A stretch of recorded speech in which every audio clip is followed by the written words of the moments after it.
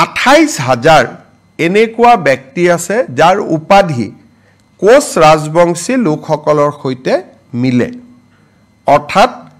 28,000 কোচ ৰাজবংশী লোকে আজিও বিদেশীৰ এটা অপমান লৈ তেওঁলোকে ট্ৰিব্যুনেলত কেছ খেলি আছে ৰাজ্য চৰকাৰে বিশ্বাস কৰে যে কোচ ৰাজবংশী অসমৰ এটা খিলঞ্জীয়া কমিউনিটি কোচ ৰাজবংশী অসমৰ সংস্কৃতিৰ এক এৰাব নোৱাৰা অংগ আৰু সেইবাবে আজি ৰাজ্য চৰকাৰে সিদ্ধান্ত লৈছে যে কোচ ৰাজবংশী লোকসকলৰ বিৰুদ্ধে যি বিদেশী ন্যায়াধিকৰণত কেছ চলি আছে বা তেওঁলোকৰ নামৰ বিপৰীতে যে ডি ভোটাৰ লাগি আছে তাক তৎকালীনভাৱে এই গোচৰবোৰ প্ৰত্যাহাৰ কৰিবলৈ আজি ৰাজ্য চৰকাৰে সিদ্ধান্ত লৈছে এইটো এটা কোচ ৰাজবংশী কমিউনিটি বহুত দিন তেওঁলোকে কষ্ট খালে আৰু এই কমিউনিটিৰ মানুহবোৰ বৰ দুখীয়া গতিকে আজি তেওঁলোকৰ আমি এটা ঐতিহাসিক সিদ্ধান্ত লৈছো যে কোচ ৰাজবংশী কমিউনিটিৰ গাত এতিয়াৰ পৰা বিদেশী লেভেল লাগি নাথাকিব তেওঁলোকৰ বিৰুদ্ধে চলি থকা সকলো গোচৰ ৰাজ্য চৰকাৰে ট্ৰিব্যুনেলৰ পৰা প্ৰত্যাহাৰ কৰিব 28,000 এনেকুৱা ব্যক্তি আছে যাৰ উপাধি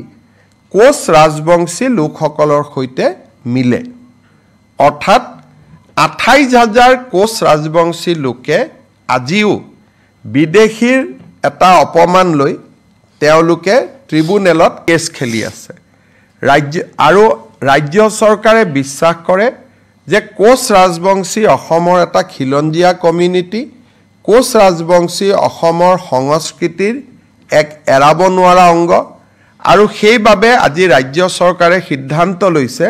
যে কোচ ৰাজবংশী লোকসকলৰ বিৰুদ্ধে যি বিদেশী ন্যায়াধিকৰণত কেছ চলি আছে বা তেওঁলোকৰ নামৰ বিপৰীতে যে ডি ভোটাৰ লাগি আছে তাক তৎকালীনভাৱে এই গোচৰবোৰ প্ৰত্যাহাৰ কৰিবলৈ আজি ৰাজ্য চৰকাৰে সিদ্ধান্ত লৈছে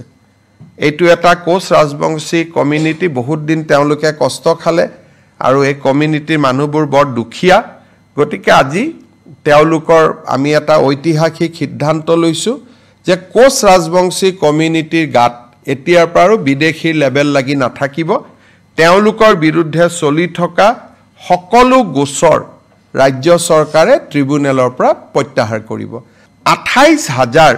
এনেকুৱা ব্যক্তি আছে যাৰ উপাধি কোচ ৰাজবংশী লোকসকলৰ সৈতে মিলে অৰ্থাৎ 28,000 কোচ ৰাজবংশী লোকে আজিও বিদেশীৰ এটা অপমান লৈ তেওঁলোকে ট্ৰিব্যুনেলত কেছ খেলি আছে ৰাজ্য চৰকাৰে বিশ্বাস কৰে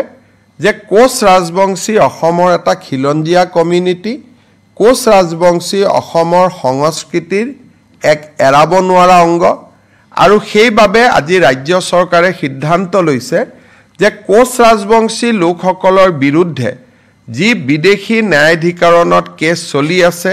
বা তেওঁলোকৰ নামৰ বিপৰীতে যে ডি ভোটাৰ লাগি আছে